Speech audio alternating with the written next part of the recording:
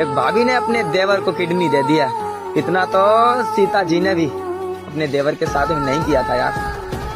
हाय हाय, उस भाभी ने अपने देवर को किडनी दे दी थी। भाई आगे की स्टोरी सुनना, मैं तुम्हें बताना जा रहा हूँ। उसके देवर की अचानक में तबीयत खराब हो जाती है। उसको नॉर्मली दवा लेने के लिए अस्पताल जाते हैं। वहाँ डॉक्टर जब मतलब रिपोर्ट मतलब लिखते हैं, रिपोर्ट होने के बाद उसकी मेडिकल रिपोर्ट आती है। उसके बाद मतलब उसमें आया उस रिपोर्ट में कि भाई इसकी तो किडनी नहीं है, तुम्हारा भाई कोई किडनी अगर दे सकता है तो उसे दे दो।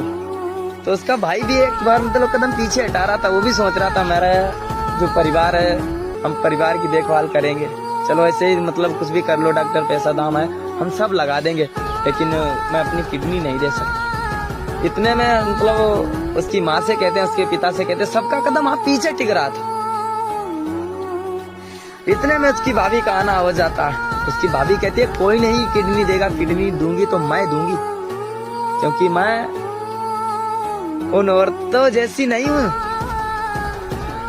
जो वेश्याएं कहलाती हैं। मैं तो वो पतिव्रता हूँ। गृहस्थी का मतलब ही क्या होता है, फैमिली का मतलब ही क्या होता है, जो एक दूसरे को समझ ना सके। औरत कहती है मैं अपने देवर को किडनी दूंगी। वो किडनी देने के लिए तैयार हो जाती है। डॉक्टर उसको लेके जाते हैं, उसकी किडनी निकाल के उसके जो देवर था उसको मतलब डाल देते हैं। जब उसके देवर को किडनी पड़ जाती है, जब उसको कुछ समय बाद होश आया तो उसने पूछा कि भैया भाभी कहाँ है? भाभी तो आई थी, हमने देखा था। तो उसके भैया की आंखों में इतने आंसू थे भाई साहब, जैसे मतलब क्या कहें, मुसलधार बारिश। आंसुओं की कोई क्षमता ही नहीं, कितने वर्ष आए बारिश की क्षमता होती है कुछ ना कुछ। इनका भी कोई सीजन होता, आंसुओं का कोई सीजन नहीं होता मेरे भाई। तो उसके भाई ने बताया कि तुम्हारी जो किडनी है खराब हो चुकी थी, ये किडनी तुम्हारे अंदर पड़ी है, तो तुम्हारी भाभी ने दी। हाय, वो इतना रोया इतना रोया। इतने में उसकी भाभी आ जाती है। वो अपनी भाभी के लिपट के रोया, बोला माँ तुम्हारी जैसी मुझे मैया नहीं मिलेगी इस दुनिया में।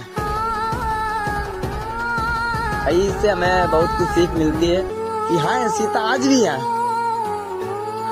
उसकी नहीं सीता, इस कलयुग की सीता। अगर कोई कहा है कि इसमें कोई भगवान नहीं है, कोई देवी देवता नहीं है, भाई सब यही है, सब इंसानों में छुपकर रहते हैं।